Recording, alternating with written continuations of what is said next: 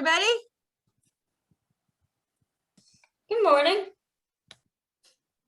So I'm going to change some of our norms for the morning. It looks like people are coming in, but one of the things for our panel this morning, I'm going to encourage all of you to do is to go off of, most of the time we use gallery view in first two so that we can see everybody all at the same time, but we're going to have a lot of people for the session today, and we have some great panelists. So the first thing I'd like you to do is go to the top right of your screen, and you'll see a little thing there that says view. And you'll be able to select speaker view or gallery view.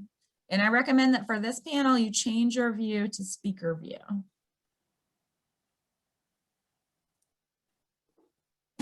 Anybody have, if you have any questions about that, pop it in the chat. Jade just called Sean the grease of the first two networks. So the grease will help you out. If you need help finding your gallery view, just tell us that you need some help in the chat. So welcome everybody. We are going to go ahead and get started with the lay of the land here. So we are happy to welcome some new people to the First Two Network and lots of our veteran crew from the First Two Network for a really exciting keynote panel today that I'm really looking forward to, and looking forward to how this conversation continues to help deepen our work in the First Two Network. But First Two norms, for those of you that are new, we turn on our cameras and mute microphones. Unless you're in a place with terrible internet and you have to use the telephone, and we are very inclusive of people that have terrible internet connections because that is our reality. So if that's true, you just pop it in the chat, let us know what your deal is. And we also use the chat a lot. We're gonna have some interaction. There's gonna be lots of room for questions and things like that. So if you don't know how to use your chat, then you need to raise your hand and start waving wildly, but down at the bottom of your screen, going across it, you should see a little speaker bubble, and it says chat. It's right next to the green stuff that says share screen. So one of the other things that we know too in the First Two Network is that some people use Zoom all the time and some people are still building their Zoom skills. And so we like to take the time to make sure that we're leveling the playing field, because it really is terrible to be a person on the phone or a person that can't find your chat and you're trying to participate and you can't. So if you have any trouble there, just let us know. This is being recorded and it's going to be official. We will trim it down and trim it up, and this session will be published on the First Two website, and people will be able to continue to come back to this to learn. All of you will. It will be available to everybody else as well. So this is really a great chance to drive deep engagement, ask good questions. We do have a First Two norm that our students speak first. This is a panel where you're going to be able to put a lot of questions in the chat, have some reflection time, and then go into small groups at the end of the session. And when we're in those small groups, students, you'll be stepping up and paving the way, making a good impression. All right. Well, at the end of the session, we're going to do an evaluation. And so you guys know that if you've been to any sessions before. And then there will also be compliments of Toyota Manufacturing, a free $25 gift card for one of you that has been so kind to show up today. So how's that for an extended drum roll that covered the 3 minutes while people were still trying to get into our session? So good morning, everybody. My name is Sarah Riley, and I am the executive director of HYROX. HYROX is an educational nonprofit in West Virginia, and our mission is to educate, empower, and inspire young people in West Virginia to build a bright future for all of us. And I am one of the PIs, the primary investigators of the First Two Network. So HYROX is one of 5 anchor organizations for the First Two Network. The First Two Network, our goal is to double the number of STEM graduates in West Virginia over the next 10 years. Well, we started 3 years ago, so we got 7 years left, people. We gotta get serious in this big picture change work. And our purpose today, we spend a lot of time thinking about how can we do effective research? How can we have effective things that are happening within faculty and students? How can we reach back to high schools and reach forward into industry and the workforce to affect a systemic change so that we're not just helping the students and the faculty and the administrators that are here with us today do a better job of what they're doing, but also so it's easier for lots of people to come. So many years ago, about 10 years ago, I went to the Brushy Fork Institute at Berea College, extending my network, taking advantage of my opportunities. And I took a session on executive leadership. It was a coaching session and it was 3 days long and you were in it. It was intensive for 3 days. And my coach during that session was a guy named David Sawyer. And you go to a lot of conferences, you go to a lot of things, a lot of training sessions when you're really taking advantage of those networks. Some of them are really useful and lots of them are like kind of useful or not very useful. My session with David was super useful. And I incorporated stuff from those 3 days that I've continued to use over that period of time. And we recently reconnected at the end of, as we're sort of coming through the COVID crisis. I've been making a habit for me to try to do a better job of reconnecting with people that I've strayed further away from. David and I had a great conversation and reconnected, and he was really excited about the first two and sent me some articles about the power of networks, which he works a lot on. So he's a systemic change thinker, and he's from Kentucky. He worked in Kentucky in higher ed for a long time. He went to DC to help start the AmeriCorps program when that was started happening. He has facilitated things all around the world in government settings, in corporate settings, to try to help make change. So welcome to the keynote session, the change makers of the First Two Network. I am so pleased, and any other guests that we may have, I am so pleased to introduce you to David Sawyer and to his friends who are also extraordinary change makers all around the world. David? All right. Thank you, Sarah. Hey, everyone. Honored to be here. Glad you're here. So let me introduce you to our panelists first. And raise your hands, panelists, when I call you out so people can sort of get a visual. Bethany Holt Young is a scientist and activist who has dedicated her life and career to the sexual and reproductive health of women and girls worldwide. She and her colleagues sit at the center of a global learning network whose focus is on developing something called MPTs, multi-prevention technologies. And she'll tell you more about that, but they give women and girls more control over their lives and futures. So Bethany, glad you're here. And she and I have worked together quite a few times over the years. Talia Milgram Elcott's mission, hello Talia, at 110 NK is to train and retain 100,000 STEM teachers in the country within 10 years. So that fits into very much the work of First Two, and they're well on their way to accomplishing that. Talia is building a new kind of collective impact effort that breaks the mold for how organizations collaborate, learn from one another, and together tackle tough challenges that no one could successfully address on their own. So welcome, Talia. And finally, Simran Mokanand is the founder and CEO of Project Rangit, which is a social enterprise dedicated to what he and his colleagues call SEEK, social, emotional, and ecological knowledge. They have structured lesson plans on multiple intelligences, playful learning, and the United Nations Sustainable Development Goals, all of which are delivered on a mobile platform that can be used by parents, teachers, and even students as young as 15 to support learning in any geographical or socioeconomic context, including humanitarian crisis zones like refugee camps, which is totally cool. So you have their bios. They've all won amazing awards. They're all incredible. And now you have me for 4 minutes. And I'm going to be the most boring speaker on the panel today, because in 4 minutes, I'm going to give you an overview of network theory and practice and underscore why learning networks like First Two are so important for the evolution of humankind. And I will do my best to make these 4 minutes sparkle and not be too wonky. You ready? And I have notes, which I have to look at. So here it is. The universe that we live in is basically a constellation of networks. There are biological networks. We know that everything in nature is interconnected.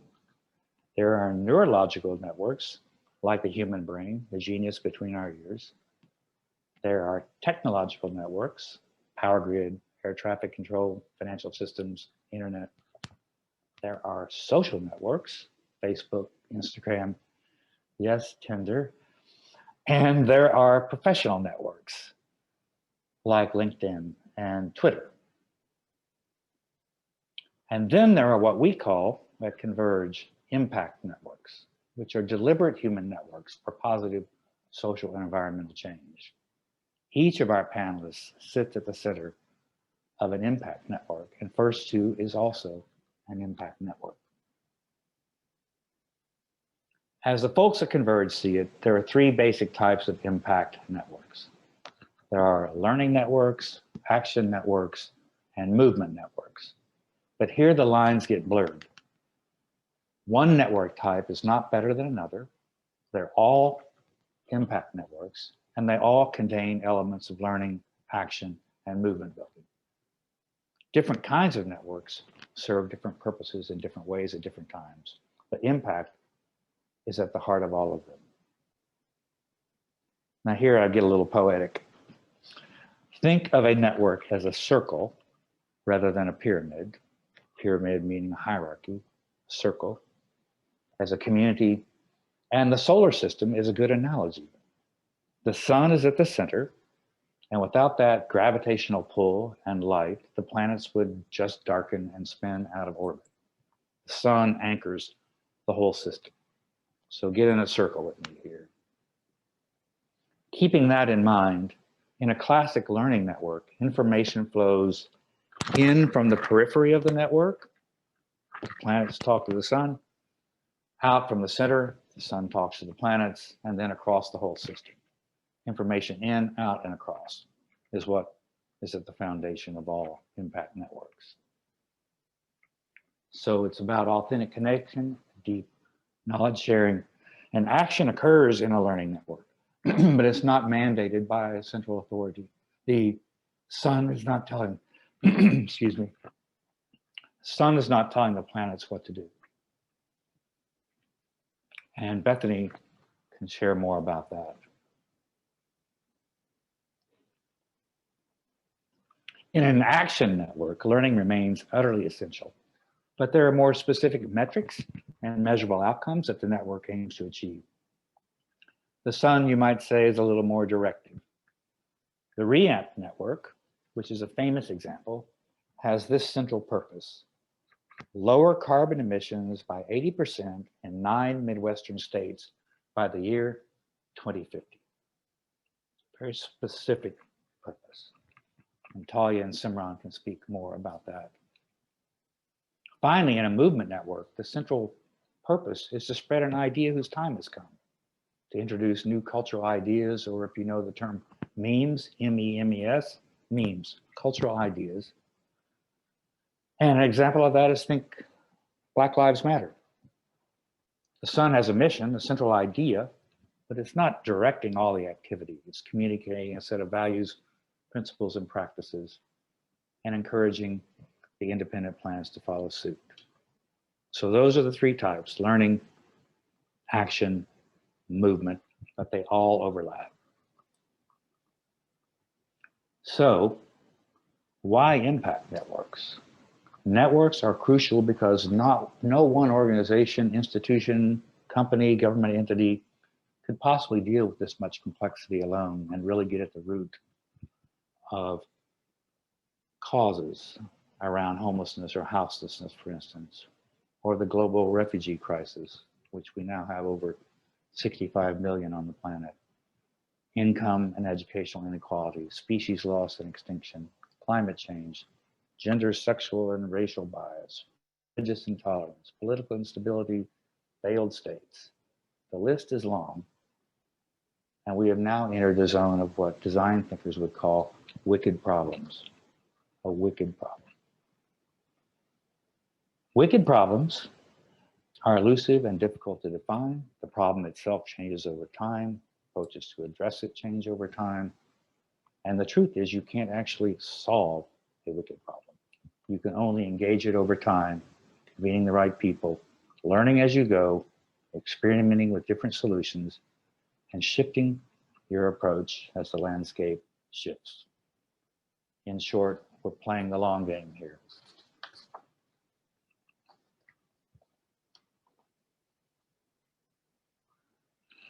To build and sustain an impact network is challenging, and that's what today's session is about, because they involve many different actors, often with drastically different priorities, and they are utterly essential to the future of humankind. Our panelists today are network entrepreneurs. They blur the lines, they focus on results, they express various combinations of learning, action, and movement building.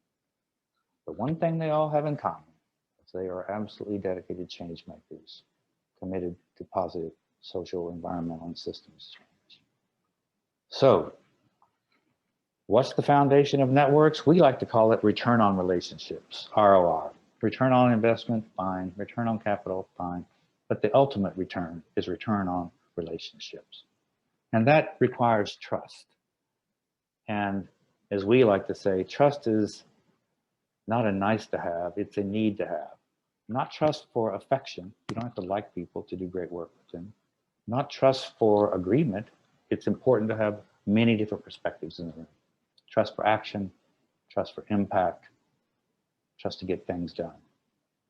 And then boom, when that trust exists, we break the sound barrier and move at the speed of trust. And the interesting thing about trust is that it accelerates things, speeds things up, makes possible things that could not have happened before. So that's the short version. Let me end with a quotation from some folks at MIT, which I think is really interesting. The most significant change at the beginning of this century has been the creation of platforms for cross-sector collaboration that enable change makers to gather, become aware of, and understand the evolution of the whole system, and then to act, build, and test prototypes that originate from that shared awareness. And the most important ingredient is always the same: a few fully committed people who would give everything to make it work. So that's it for me. And I'm just gonna hop in here for a second, and we did promise ourselves that we'd also we're not going to be super structured in terms of our formalities. And one thing I just want to jump in here, and the rest of you can totally participate in the chat as you have questions or comments. But before we move on, being a network is hard work, and I know that being the First Two Network has at times been frustrating for me and hard for me, and sometimes it's a lot faster and easier for me to do things sometimes by myself than it is to necessarily engage in all the time and effort it takes for us to do all the things together.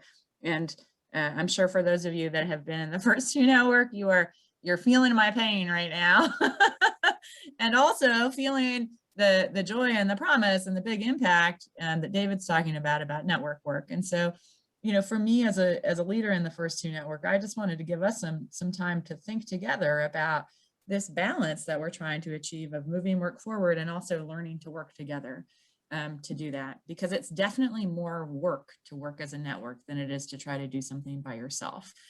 And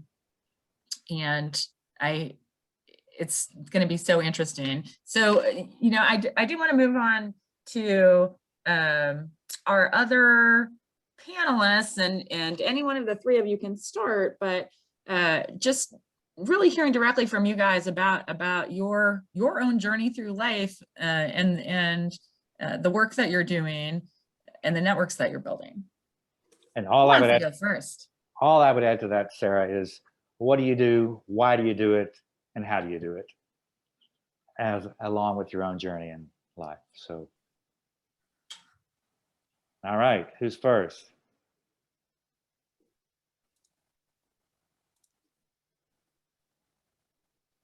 All right, Bethany, you should start because I introduced you first. Well, hello, everyone. First off, I just want to thank Sarah and David for inviting me and this panel. I am so excited about the mission that First Two has. And so I look forward to connecting ongoing with you all. So in terms of my story, as David said, I am a scientist by background, and I have become, I think I've always had sort of this advocate spirit in me. So my background is I graduated from college, actually a small liberal arts school in Ohio, with a degree in biology, and set off, joined the Peace Corps, and then spent around the next 5 years working in sub-Saharan Africa, doing global health work. I worked in a variety of things with the UNHCR, doing refugee work and health work. I ended up then deciding I wanted to go into public health, epidemiology, maternal child health, and I landed at UC Berkeley and ended up getting my first year a fellowship with the Centers for Disease Control and Prevention, which I mentioned to you all because I know this is STEM and these are things you all might want to look into. That fellowship sent me back to Africa for the summer. And it was at the, I'm going to date myself, but it was when the HIV epidemic was really raging and starting to really rage. It was in the 90s in East Africa, and we were developing the first HIV prevention program in a refugee setting. And specifically in Ethiopia to address the refugees coming in from Sudan. And my job was to develop a condom intervention program for the refugees and for the women in the populations in the area. HIV was extremely high, like 42%, and some of the women, the populations of women in the area. And what I found out really fast was that the women really wanted their male partners to use the condoms, but the men didn't want them. And so you think about a condom for prevention of HIV, pregnancy, other STIs, they're only going to work if a man puts it on. And these women were desperate. They couldn't negotiate. They didn't have the power to do that. Men didn't want to use it. So I came back to the US very disillusioned. And I had a professor that said, you know, if you're upset about it, do something about it. So I kept in my mind. And then I started to do work in the Berkeley, San Francisco Bay Area, working on HIV and STI, sort of women's health prevention in low-income areas of that area. And I found, wow, there's the same kind of barriers with women in the US in terms of negotiating comprehensive prevention from sexual reproductive health prevention as in refugee camps in Africa. And the more I started talking to different people, and I was finding that a lot of the work in, when you think about a woman's body and prevention, is really siloed. You know, you have STDs here, HIV here, family planning over here, and a lot of it is driven by the research funding and politics and not keeping people at the core of it. Long story short, sort of started a grassroots community advocacy group in graduate school, bringing together biotech companies and women's health advocates to really try to address this and get the women's health advocates to talk to the biotech developers to try to develop products that meet women's needs and families' needs. And we eventually got some funding from the U.S. Agency for International Development. My hobby became my job. And with a newly minted PhD in epidemiology, I suddenly became sort of the convener of what David is calling a learning network. And it really is this global network that's building on all the work that has been going on in HIV and family planning and prevention, to bring researchers, experts together, policymakers together from around the world to develop a new class of products that we call multi-purpose prevention technologies, or NPTs. And the goal of this is to develop a range of products that meet women's diverse needs, that combine prevention from HIV, other STIs, and contraception, depending on what people need. And as David said, our methodology is to serve as the hub and bring the experts together to exchange information, identify priorities and gaps, and very strategically advance the field. We don't claim to be the expert in a lot of this technological stuff. We try, but to know about it. But I'll stop there, and yeah, hopefully that answers what you were looking for. And I'd happy to link anyone up with what we do if you're interested. Yeah, that's great. Thank you.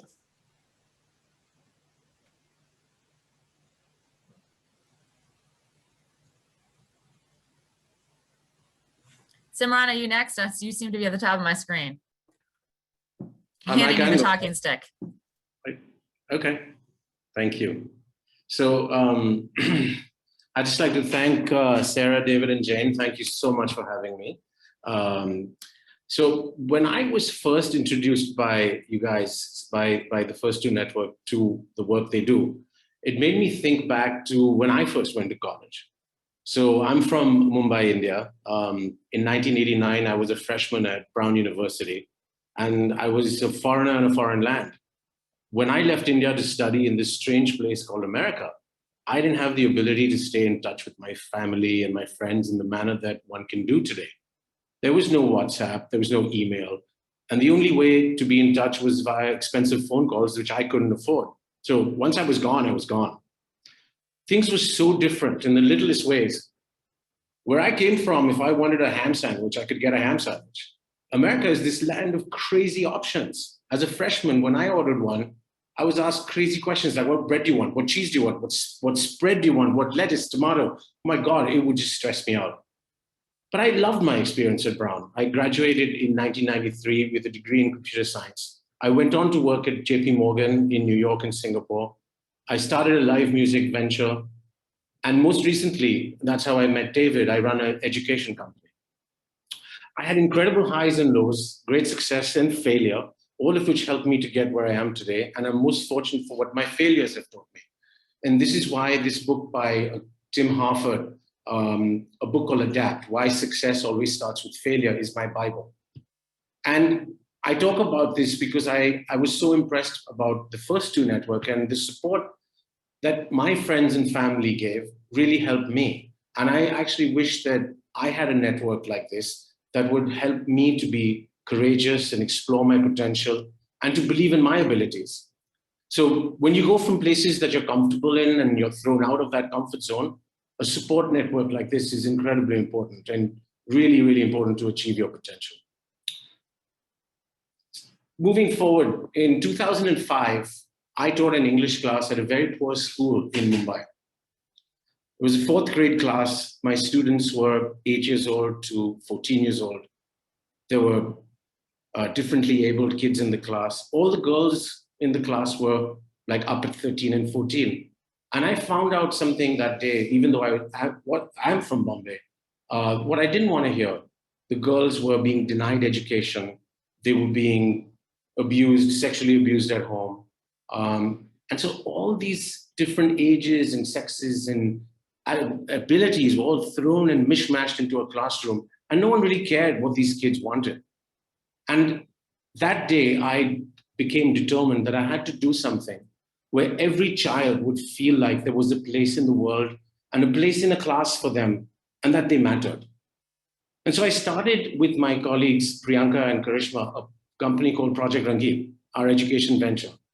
Because years after chasing my tail in investment banking and other ventures, my only focus in life has become children, the next generation, and the planet. So what do we do at Project Rangeet? We put an easy-to-use app in the hands of anyone who can read. This app features a social, emotional, and ecological knowledge curriculum. It's designed around the UN Sustainable Development Goals and the understanding that every child thinks and learns differently. We teach through play because when we respect that every child is different and involve them in their learning and teaching them through play, we're developing children for the future.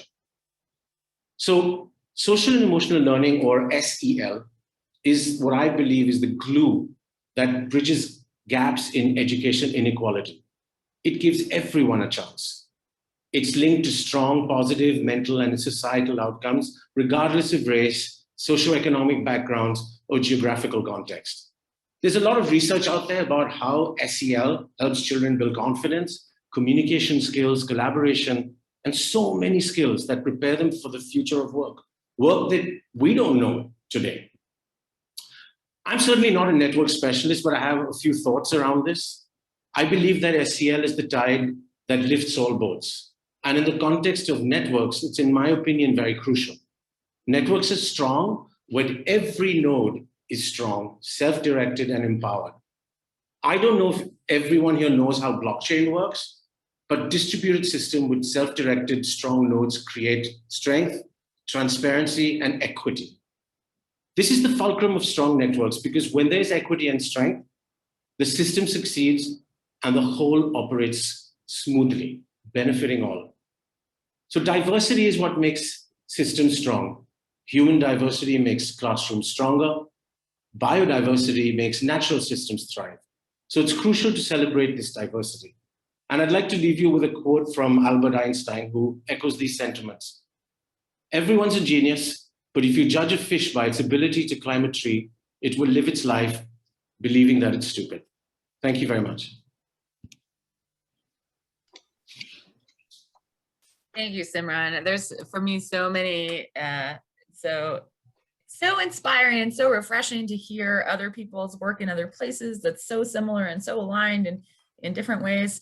Play is a real core value and fun in the First Two Network, and also really understanding that we come into everything that we do, every classroom, every interaction, every space as our whole selves, and what that means when you're trying to do change work and you really understand that everybody is coming with their whole selves and that we're engaging as whole selves. Talia, over to you.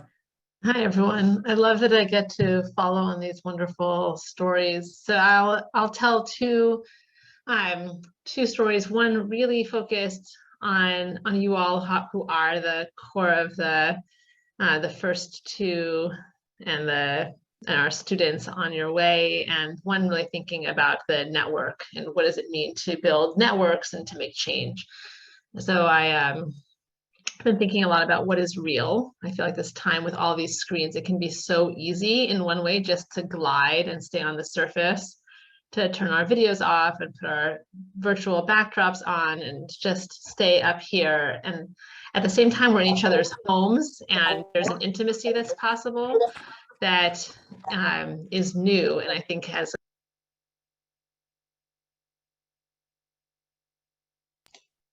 amazing possibilities. So I was thinking about what is real for me. So what is real for me right now is that a week ago on Sunday, my grandfather, who was 101, died in his sleep. And he was starting to actually stopped eating the day before, and so we knew that maybe this was the end. We had been doing Zoom dance parties with him during the pandemic, and all of his descendants, so there are 3 kids and 10 grandkids and 21 grandkids, we got on a Zoom dance party, and we played music and we danced with him on Saturday afternoon, and that night he died. And he grew up in a home. His parents had been pulled out of school when his mom got to high school. His dad didn't. Their home was tough. There was a lot of unfulfilled dreams. There were a lot of unfulfilled dreams in that home, and a lot of, I think, the anger and disappointments that come from that, dreams deferred. And he found a a respite and a safe haven in libraries. And by the time he was 14, I just found a letter he wrote. He was reading 1.5 to 2 books a day, he said, and befriended librarians, first at his local library and then at the big library in Midtown Manhattan with the 2 big lions that kind of guard and welcome its entrance. To his end, there were words he pronounced the way he had read them because he never heard them spoken. And he actually even learned to dance through books, which was really lucky because some years later, he met my grandmother at a USO dance on a dance floor in Chicago, where he was training to do radar on the first radar ship in World War II. And they danced together and got to know each other over letters when he deployed and fell in love and married shortly after that. And I think that he really believed to the end that learning, that schools, that libraries were the fuel of the American dream. He was, like I said, his first in his family to graduate from high school and then from college, then went on to have a master's and to teach high school and then to teach in a community college for his whole career. And so that is real for me today as I think about why I'm here and think about all of you and the path-breaking work that you all are doing and the ways that continues to connect you to your home and to all that has nourished you to this point, in the ways that it might also feel that it, and I feel, Simran, you said this so beautifully, it also creates distance between you and your homes, and that's so much to hold. And so also just to honor that, I think one of the great gifts actually that my grandfather gave me is the ability to be an insider and an outsider at the same time. And I would actually say that perhaps you all have that gift as well from your own experiences, to feel both at home in places and a bit at a distance from them. And that can give you sometimes it's really uncomfortable, but sometimes it gives you a critical eye to be able to see your space with a bit of remove, to see its strength and its challenges and the places that that we and our homes need to change and grow to. So I'm just honoring all of you and honoring my grandfather, who I called Abba Eddie, as I share his story with you. Then the work that I do is in many ways connected to his story, because teachers, schools, libraries were the source so much of his own journey, the fuel for his own journey. I lead an effort to prepare 100,000 excellent STEM teachers, science, tech, engineering, and math teachers, though I don't need to explain that acronym to all of you. So knowing how important teachers are to all of us and to our ability to change our own life trajectory and to make decisions about our passions that open up opportunity for us, and knowing that great STEM teachers are not evenly distributed around the country. We've been part of answering President Obama's call from 2011 for 100,000 of those teachers. And actually, looking around here at some amazing folks who have supported and been part of this effort for the better part of a decade, preparing and supporting amazing teachers. Some of them may have even been your teachers. And I'm looking here at Gay Stewart. So when I think about how to do that, how do you reach 100,000 teachers over a decade? And I will tease that we are on track to hit that goal this year on time and actually to exceed it. How do you do that? And what we understood from the beginning is that no one can do that alone. And actually, I would say that no important work can be done alone. And finding your people, your network, and building and nourishing that network are probably the most important things to achieving the things that feel impossible. So this goal felt impossible, but we built a network of organizations and people committed to the goal. Every single person and organization that joined the network was made their own commitment they said something that they would do unique and above and beyond to help reach this goal. And our job came to be to support them to succeed at those commitments, not to tell people what to do, but to empower and accelerate their capacity to make that change. And like David said, we've really come to believe that the speed of a network is trust. It can't go any faster than there is trust. And I'll end just with I'll share one thing about that network that I think is perhaps relevant again to both students and folks trying to weave networks, which is that our network had from its beginning people who sit on opposite sides of the negotiating table and regularly compete with each other for funds, for press, for staff. And that was an essential element. The network was going to have organizations from across every sector, from across the country, but also organizations that rarely work together. It was going to need likely and unlikely allies. And I would say that our best efforts do.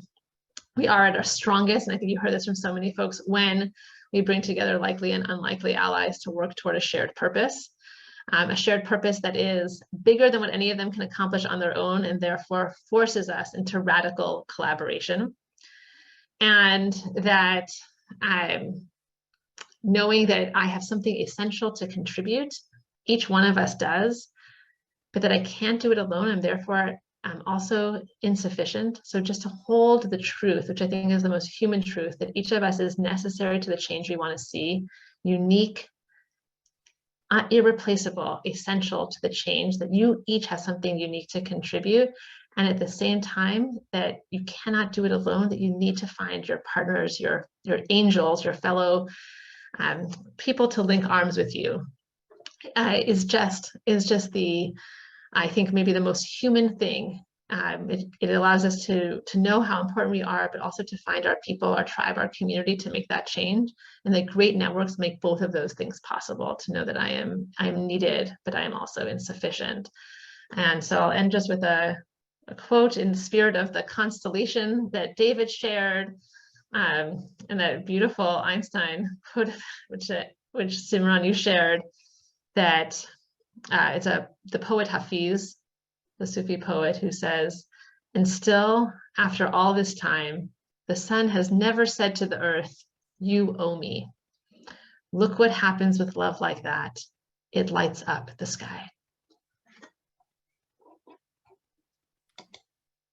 So I'm going to ask everybody now to grab a writing utensil. Hopefully you have some paper, a notebook near you somewhere. You can always just open a screen too on whatever device you're using. And we are going to take 2 minutes of journal time in radical collaboration, including our panelists. You guys have to journal too. Everybody's journaling. So I am going to I'm just going to give us a couple minutes. I'm sure we could take 20 minutes right now, which I would love to do, but at least to get our thoughts rolling. And so I just want you to capture where you are right now and try to formulate a question that you might be having. So today is a beautiful day. It's a beautiful keynote. I'm just going to turn on some music and we're going to journal for a couple minutes.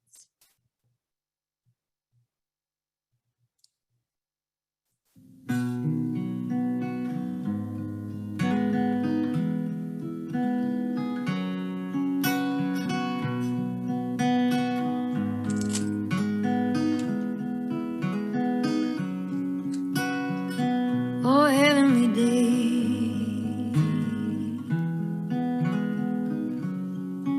all the clouds blew away.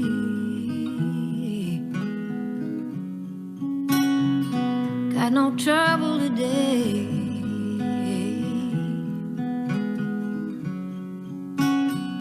With anyone.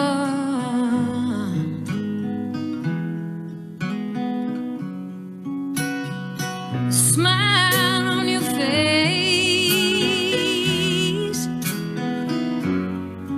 I live only to see.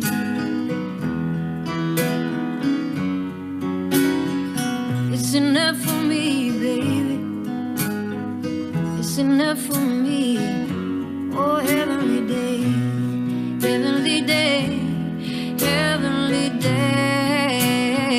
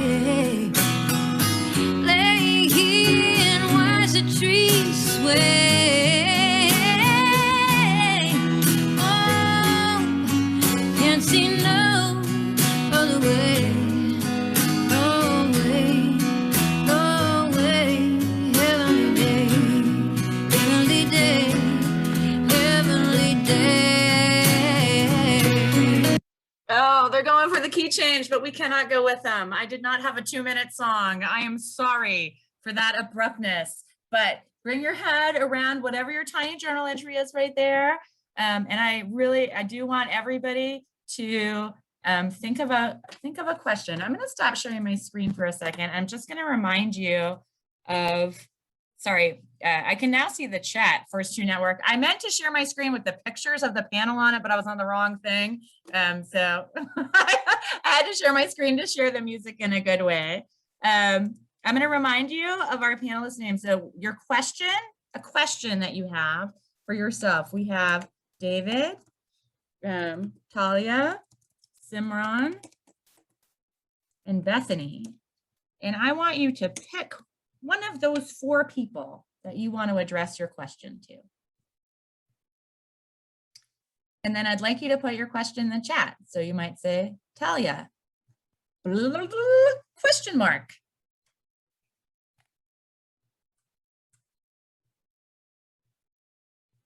And we're just going to give it a minute here so that we're also able to read some of the stuff that's coming in and start to reflect on these. Some people are also really fast typers and some people are not as fast.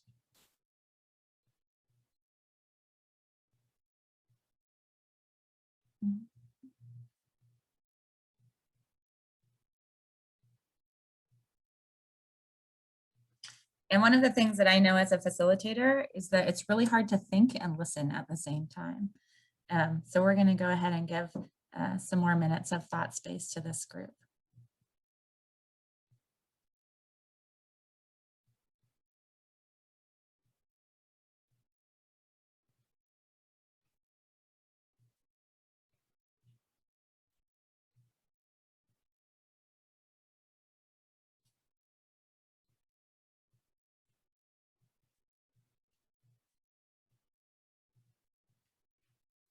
There are no questions that are off limits. It could be about something about a network. It could be something about First Two. It could be a piece of advice. It could be a question for somebody about their own journey. Autumn, you're totally cheating. You have to pick one person. That's my game. Pick one person and I'll start with your question though, Autumn. I'll bribe you.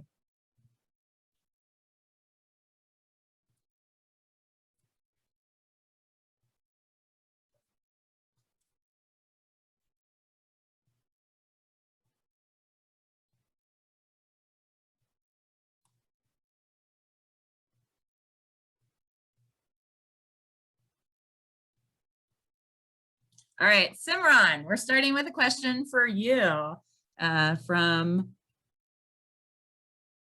Autumn. And, oh, the chat gets so big so fast. Okay, so Simran, question for you. What was the hardest part of the journey in building your network?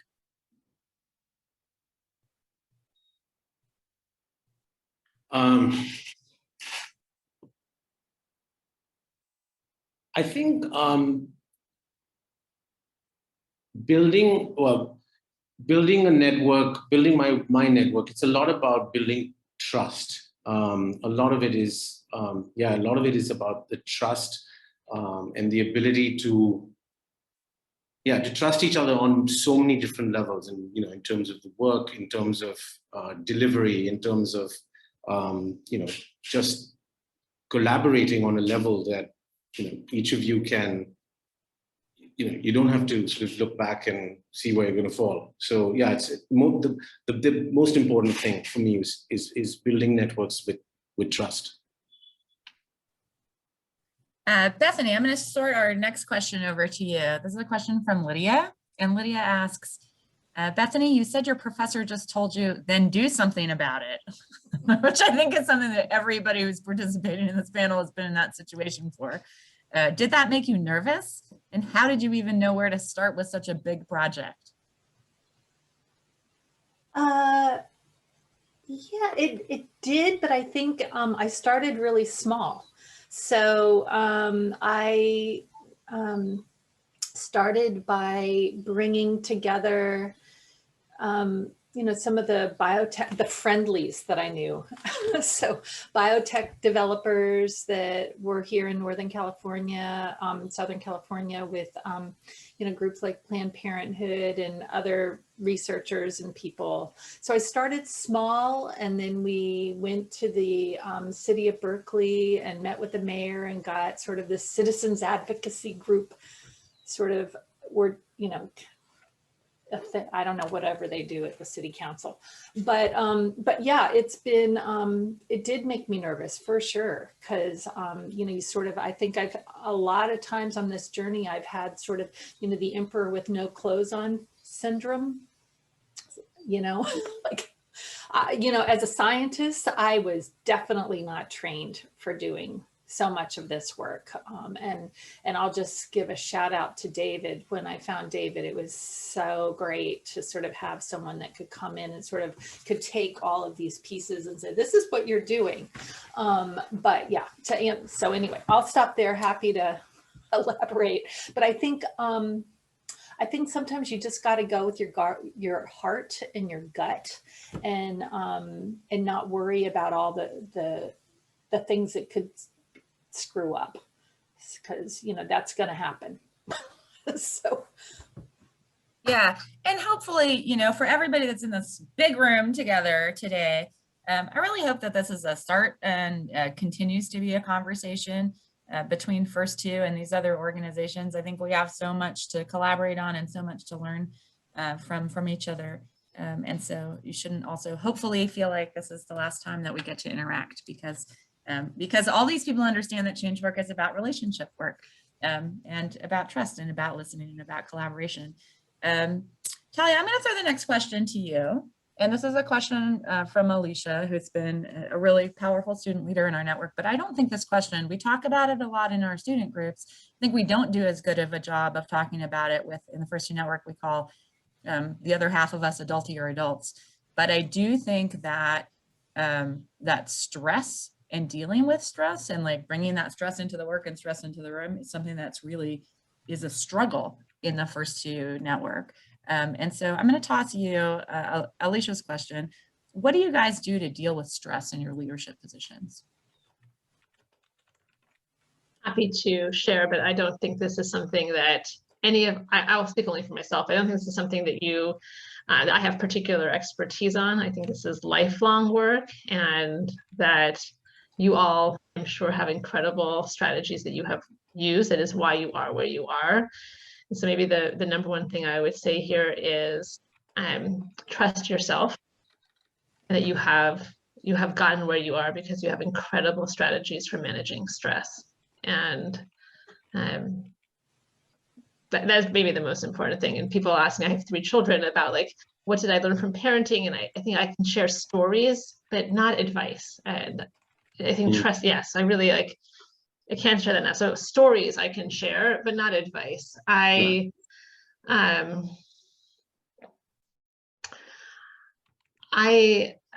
touchstone thing I've been thinking about, I think I put this into the text after this last week. I actually flew on my first flight since late February 2020 to be in Los Angeles to bury my grandfather.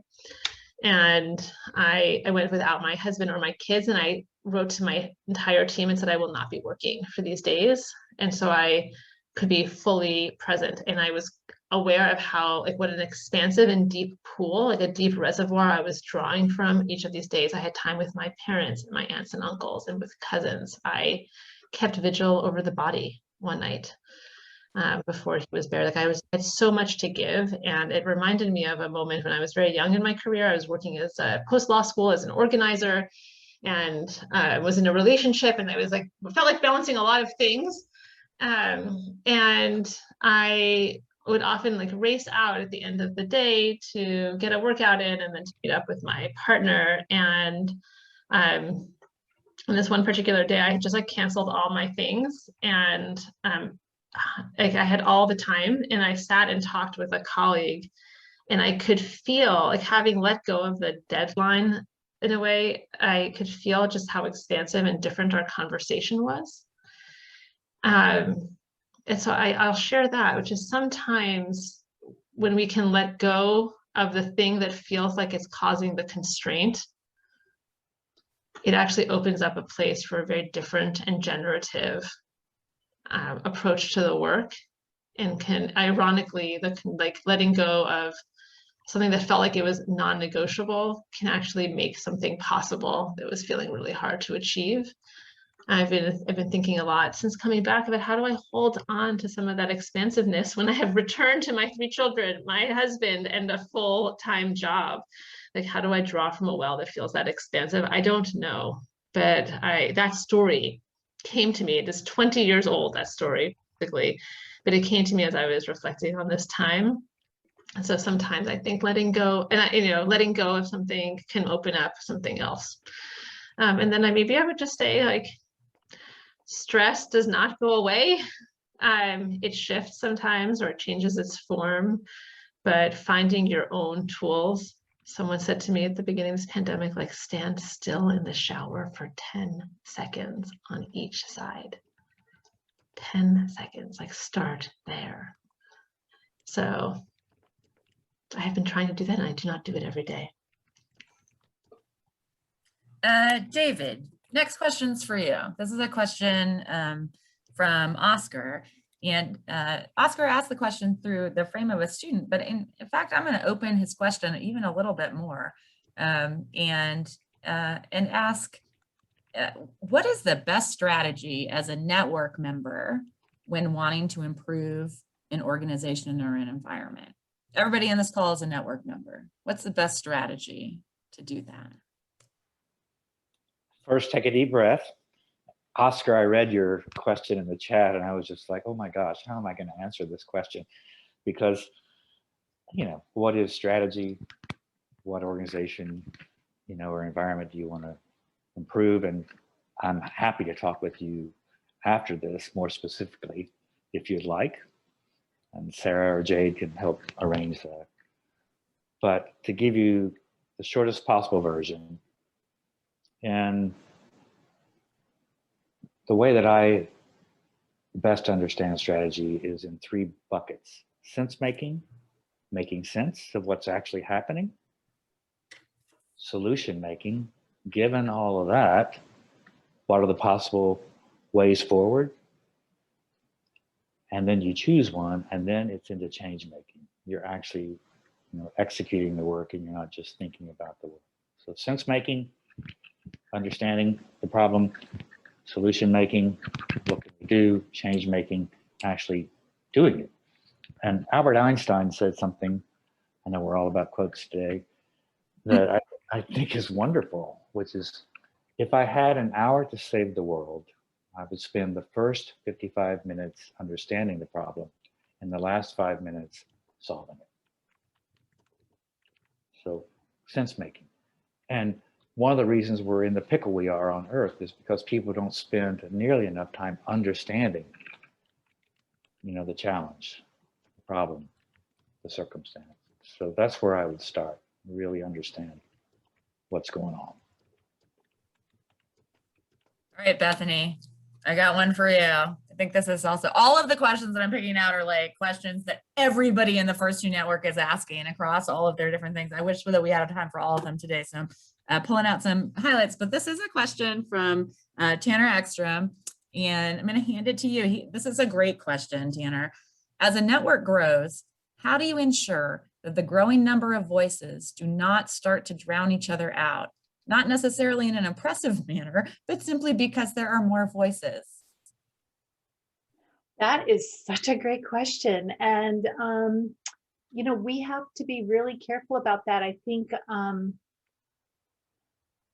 sort of when we started this initiative, where we are right now, I think of it as the initiative for NPT's 1.0, and now we're looking at the 2.0 and really looking at what the key nodes are. And then also really trying to empower individuals within these nodes. We work all over the world, right? To take it on and have leadership. And then sort of from those nodes come back and sort of share into a bigger node. We're still working it out, but that's a really important question. So Hopefully that made sense. Yeah, definitely. We do want to break people out into smaller groups so that you guys have a chance to, we're going to give you a couple of process reflection guidance questions. I'm going to throw one more question at Simran before we do that, which I think is it's such a struggle, whether you're bringing a new person to the table or you're working with people, some of them have been involved longer or other things are happening. But Tammy has a great sort of fundamental question here, I think. What do you recommend as one key component in getting everyone in the group to become a team player? I can share a story about that. We have found that our network partners work in these amazing teams. And we used to say for a long time, like, oh, they're such amazing people. Like, look at how they collaborate. And then I had the occasion to facilitate a lot of the same people in a different meeting, in an NSF actually funded meeting. And they showed up and they were horrible. They were like catty and at each other and really difficult to facilitate. I was like, what is going on? Like, I know you all. And we went back and spent all this time trying to understand, like, why is it actually that the same people who were just amazing in some settings were not necessarily that way. And we realized, like, our environment sets us up, and this is funny that you have to learn this, but we did. Our environment sets us up for how we behave with each other. And some environments set us up to feel like things are zero sum, that we're competing over the same small pie. And like each of us needs to grab our piece, and we can intentionally create environments where people don't. So I would say things that really help, that we went back and, like I said, looked at everything we did to understand what about it could we distill and sort of reverse engineer. I think some of these things we got lucky in doing. One is to have a goal that was bigger than what anyone could achieve on their own. I talked about, like, something that thrusts you into radical collaboration, and that was it. If we had set a goal that anyone could have gotten to on their own, I think people would have tried. So it needed to be something that was bigger than any of us and that required us to work together. I think this thing about feeling like you are essential and valued, yet part of something bigger, so that mix is really powerful, and that people do kind of crave a place that is honest in that way, because we know that the things we care about require more than just us. So really being valued for who you are, but part of this bigger goal that you can't do on your own. And then I think two more pieces. One is like a very strong, we call it a really strong say to do ratio. We might just call it reliability, dependability, like creating a space where people can depend on you to do what you said you would do. Then finally, like connecting this to the stuff that is meaningful. We all have lots of choices about where we want to be, and a lot of things pulling us. That's that stress question you asked. So when we create our networks, how do we make them places of delight, of connection to the things we find meaningful, for lots of people to choose to want to be there? We are long past an environment in which we can force anyone to do anything. So our spaces, like in this moment in America, in this time, like we are all of us making choices. We are not encumbered in that way. So we have to create spaces that people choose to want to be in. Those are some of the things that we've learned. We're about to go in the breakout rooms, and before we do, Simran, I'm going to pop the same question over to you for Yeah. So I think I spoke about this earlier about this book Adapt, and why success always starts with failure. And I think that's one of the things that I learned the most. I went from working on Wall Street to working in this amazing startup that failed spectacularly. And I think that the most important thing I learned, and I try to tell everyone I work with, is, and it's connected to what Talia said, everyone is valuable. Everyone is valuable, everyone's valued, but you're working as part of a bigger thing. And you must always be open to feedback, because success only happens when you're open to feedback. You try, you fail. Failure is so important. You fall, but you listen. And that listening is what becomes your growth. And so for me, how do you become a team player and how do you create that success? Is when you've got everyone in that room and everyone in that network absolutely open to constructive feedback. It's never criticism. Constructive feedback from which you learn, then that's rocket fuel. So I will let all of our guests here on our panel today let you know that every single one of the panelists, including David and I, lobbied Jade really hard that we needed an hour and a half, and an hour and 15 minutes was totally insufficient for our conversation. And so she gave us an extra 15 minutes, so it's not 60 minutes. Thank you, Jade. But we are going to go ahead. You have two process reflection questions that I've put in there.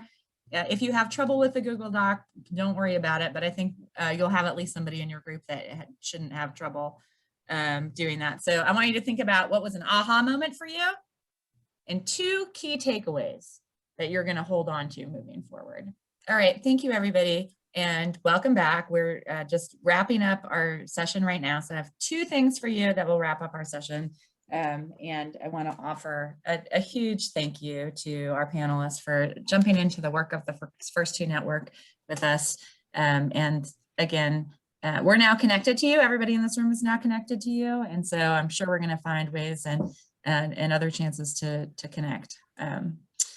So the first thing I want you to do in the chat is that I want you to write succinctly an aha or a takeaway that somebody else in your group said that you're going to hold on to. One short wisdom.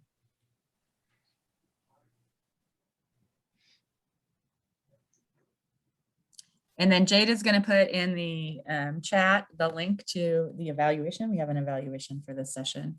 And while people are putting those thoughts in, David, panelists, any last sentence from you guys? I want to be mindful of people's time, but also just give you a chance to add one last sentence in there.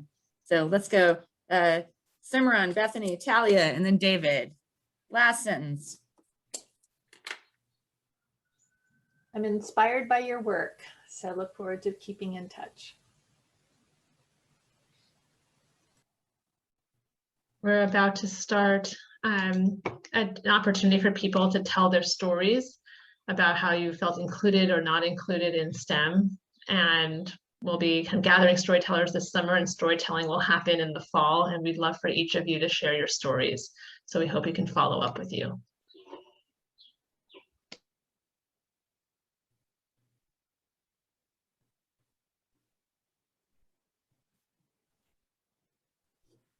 Simran, you got a last sentence?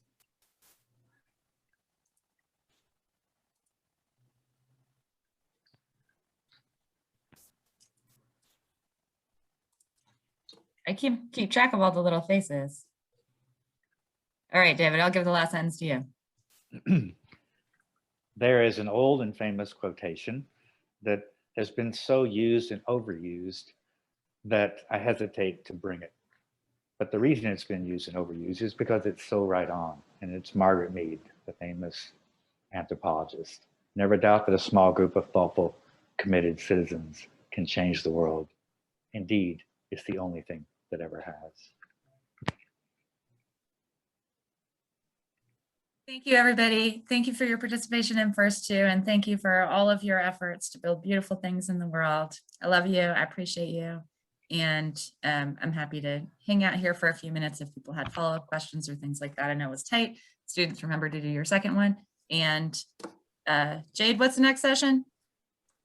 The next session starts at 1:30, and that is diving into First Two Learnings with Sue Ann Heatherly, lead PI of the First Two Network, and Jared Boyce of SRI International from California. Yeah, we're going to do some work together. We're going to study some data. Change our ideas if our change ideas need changing.